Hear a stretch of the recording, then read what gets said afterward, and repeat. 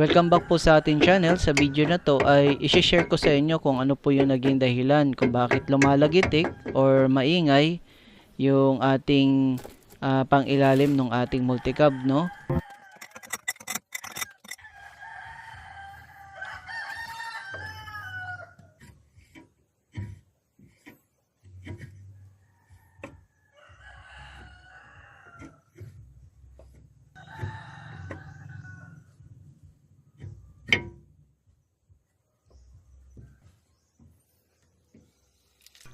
Ayan.